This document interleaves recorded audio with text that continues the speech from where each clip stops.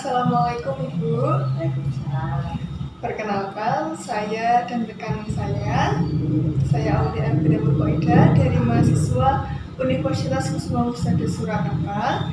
Sebelumnya di sini saya mau izin untuk memberikan penyuluhan mengenai gizi stunting pada balita kepada ibu. Sebelumnya, apakah Ibu bersedia? Ya, Baik Ibu, sebelumnya saya akan menjelaskan terlebih dahulu apa itu stunting. Sebelumnya, apakah Ibu sudah mengerti apa itu stunting?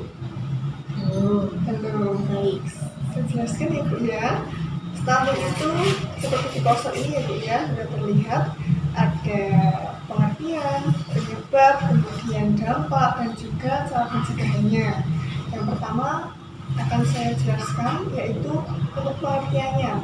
Stunting itu merupakan kondisi di mana tinggi badan anak seseorang itu lebih pendek daripada usia pada balita seumurannya. Stunting itu juga bisa disebut dengan masalah kurangnya gizi kronis Ya, yang disebabkan oleh asupan gizi yang kurang dalam waktu yang cukup lama akibat pemberian makanan tidak sesuai dengan kebutuhan gizi anak, gitu ya. Di Indonesia ini peringkat 5 dunia terjadinya stunting pada balita, gitu ya. Banyak sekali kasus di Indonesia tentang tidak normalnya pertumbuhan anak, gitu ya. Yang ketiga itu ada penjelasan mengenai dampak stunting pada balita. Yang pertama itu anak menjadi sering sakit. Anak ini lebih cenderung mudah lelah saat beraktivitas, saat bermain dengan kawan-kawan. Mungkin anak ini lebih sering rentan dalam sakit, mudah lelah seperti itu. Kemudian yang kedua, bila sakit itu anak ini susah untuk sembuh. Biasanya dalam normalnya mungkin anak ini sembuh dalam 3 hingga 5 hari, tetapi jika anak stunting itu sembuhnya lebih lama, bisa 7 hari lebih, ya, seperti itu. Kemudian yang ketiga, anak cenderung lebih pendek. Pada usia 6 ataupun 9 tahun itu normalnya tinggi badan anak itu 123 cm, ya. Kalau anak stunting itu saat usia 6 ataupun 9 tahun bisa di bawah 123 cm sampai jadi 9 ataupun sebagainya. Normalnya itu sekian 123 cm seperti itu. Kemudian yang keempat, kecerdasan tidak optimal dalam bimbingan ataupun orang tua saat belajar mandiri di rumah ataupun di sekolah. Balita ini ataupun anak ini kurang berkonsentrasi. Kemudian teman-temannya itu bisa langsung paham dalam pembelajaran tersebut, tetapi anak stunting ini lama dalam menanggapi ataupun menerima pembelajaran dari guru ataupun orang tua tersebut. Seperti itu ya Bu ya. Kemudian untuk penjelasan selanjutnya, untuk pencegahannya, yang pertama ada pemenuhan gizi ibu hamil. Jadinya untuk ibu hamil ini sangat-sangat wajib untuk mengonsumsi makanan bergizi ya Bu ya, seperti seafood ataupun ikan segar, ikan laut, seperti itu sangat lebih baik untuk janin ya Bu ya, supaya menunjang kecerdasan juga, seperti itu. Kemudian yang kedua, periksakan kehamilan secara teratur. Bisa periksakan dalam kehamilan itu teratur di rumah sakit ataupun di puskesmas terdekat, ya, untuk melihat perkembangan janin pada rahim ibu, seperti itu. Kemudian yang ketiga, pemenuhi gizi ibu menyusui. Saat ibu menyusui itu juga harus mengonsumsi makanan yang bergizi ya Bu ya, supaya ASINya itu keluarnya lebih cepat, lebih banyak, seperti itu. Kemudian yang keempat, imunisasi lengkap untuk bayi. Jadinya bayi itu sejak lahir sudah diimunisasi HB0 Ibu ya, sejak usia 0 jam hingga 4 jam itu diberikan imunisasi. Kemudian untuk usia balita pada 4 ataupun 8 bulan itu juga sudah diberikan imunisasi campak seperti itu ya. Kemudian yang kelima diberikan ASI saja sampai bayi usia 6 bulan. Jadi pada saat bayi lahir hingga balita umur 6 bulan itu cukup diberikan ASI eksklusif saja dari ibu. Seperti itu ya Bu ya.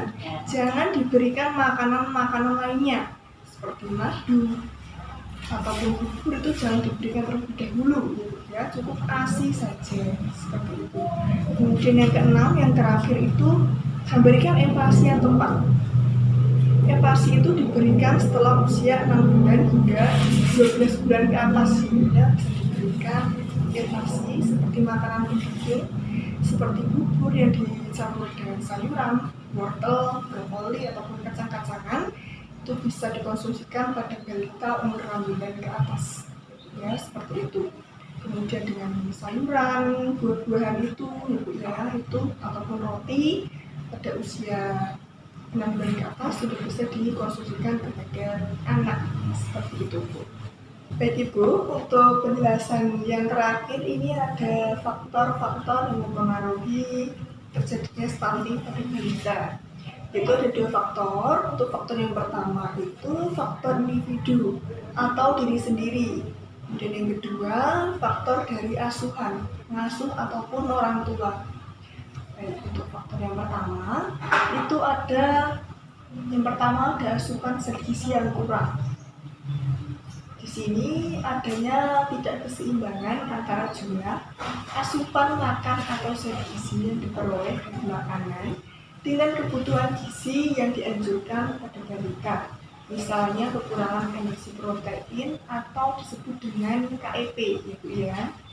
Kemudian yang kedua ada penyakit infeksi.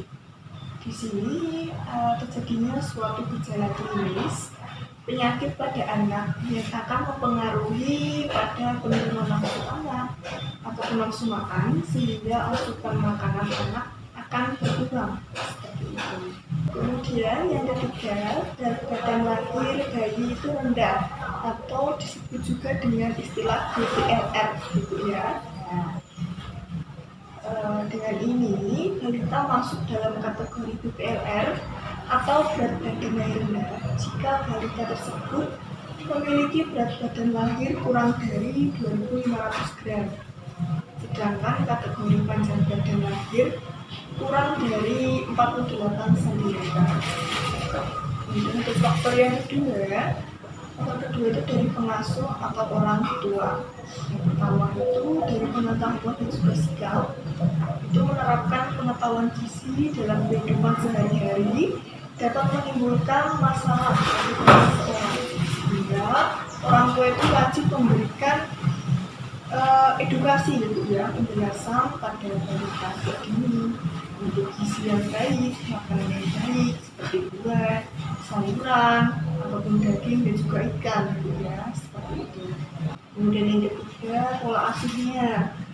Perilaku yang dipraktikkan oleh pengasuhan anak dalam pemberian makanan, pemeliharaan kesehatan, pemberian stimulasi, ataupun serta dukungan emosional yang dibutuhkan anak untuk proses tumbuh kembangnya. Dan juga kasih sayang orang tua, tanggung jawab orang tua juga termasuk pola asuh anak gitu ya.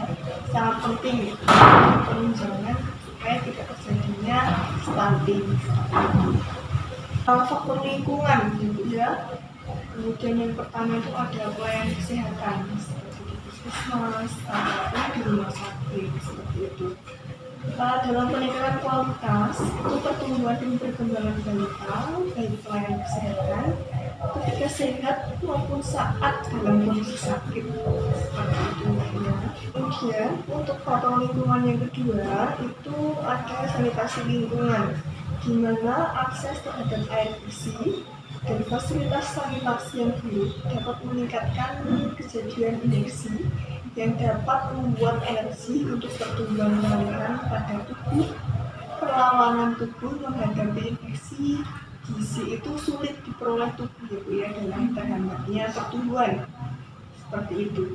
Jadinya kebersihan lingkungan itu sangat berpengaruh pada tumbuh kembang anak, karena pada usia anak-anak rentan terhadap terjadinya berbagai infeksi dan juga penyakit. Seperti itu ya Bu ya. Sekian Ibu ya untuk penjelasan penyuluhan mengenai stunting pada balita yang saya sampaikan. Apakah Ibu ada yang mau ditanyakan? Tidak. Ibu. Terima kasih. Untuk kurang lebihnya saya dan rekan saya mohon maaf. Terima kasih. Wassalamualaikum warahmatullahi wabarakatuh.